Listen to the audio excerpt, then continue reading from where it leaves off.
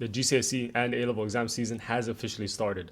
So you're now in the deep end. No matter whether you're doing GCSEs, AS levels, A2 levels, these 2 months are going to be crucial for your success. If you're doing GCSEs, then this probably means that this is your first external exam session, meaning that you haven't really sat in an exam hall before doing a paper that's going to be sent out and marked, and that's going to decide your exact grade. And if you're in year 12, then this is not your first time. You've done GCSEs before, but the grades that you end up getting in this exam season will most likely determine your predicted grades. And those are the grades that will determine whether or not you're going to get into the university of your choice. And if you're in year 13 and you've already received uni offers, then the only thing holding you back from going into uni is this exam season and the grades that you get. Basically, no matter what, how you revise in this exam season matters, and it matters a lot. So here's the exact process that I would use during the exam season to get the top grades. Now, before we get into it, I'd like to take a moment to shout out today's sponsor, and that's King's Inter High. Now, if you haven't heard of them before, King's Inter High is an online school that offers a full British education. No matter where you are in the world,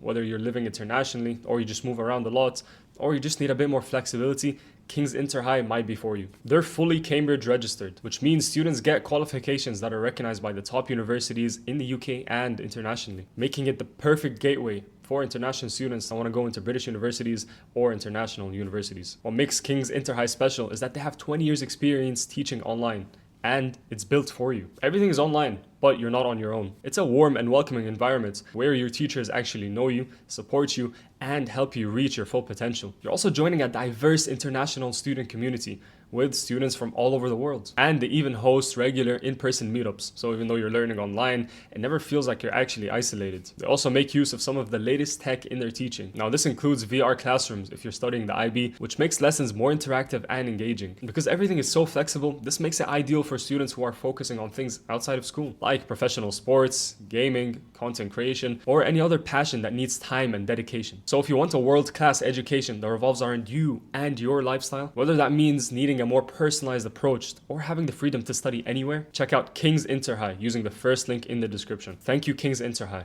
Now let's get into how I used to study during the exam season. We first need to start off with laying foundations. Remember, the exam season is long, and honestly, most of the time, the thing that holds students back the most is not a lack of intelligence or even a lack of knowing how to study. Most of the time, it's just motivation. So this is what I would do during the exam season to keep myself motivated and organized. Firstly, you need to make a calendar of every single exam you're gonna have during the exam season and print it out. Now, this is really easy to do. Your school probably gives you one, but if they don't, I used to just go to Google Calendar and just block out all of the days that I had an exam. Now, here's a couple of very important tips though. Firstly, color code each different subject. Don't just make them all the same color. Have it so that every subject has a unique color, so it's just easier for you to spot. Secondly, include the actual time of the exam. Don't just block out the whole day. Have it so that it says the time of the exam. I know it might seem like a small issue, but when you miss out an important piece of information like that, if you try to remember the time of every single exam, you're probably going to forget some, or you're going to mess them up.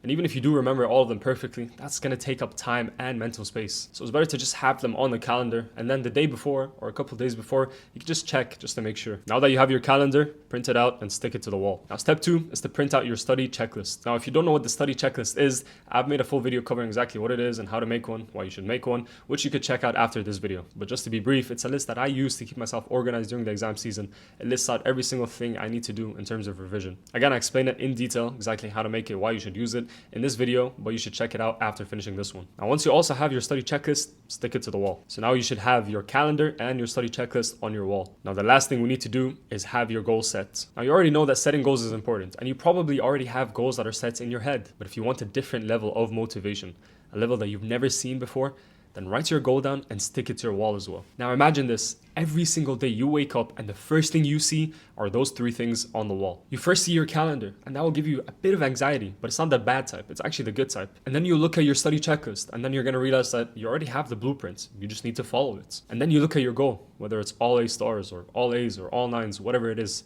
and that will give you that final push that you need to get up and start putting in the work. Try that, and trust me, it's gonna be harder for you to stay in bed and brain rot for an hour or 2 rather than getting up and doing the work straight away. It's going to be easier for you to revise. Now, that was the motivation aspect, but how do you actually revise during the exam season? Well, there isn't really a special way of revising during the exam season. You just need to be doing what you already know that you need to be doing. The difference is how you do it though. You see, in normal days, 100% of your academic effort goes into revision. And so if you're using your brain on schoolwork, that's because you're studying. But then during the exam season, on the days when you have an exam, you're using a lot of mental effort on the exam, meaning you're using a lot of your mental effort on something other than revision. And so when you get home after an exam, you're going to find that it's actually hard to lock in for the next one. That's why I like to categorize the tasks on my study checklist into two categories: high brain power and low brain power tasks. On the days when I don't have an exam, I'm going to prioritize the high brain power tasks. And then the days when I do have an exam, that's when I might prioritize the low brain power tasks. But then the question is,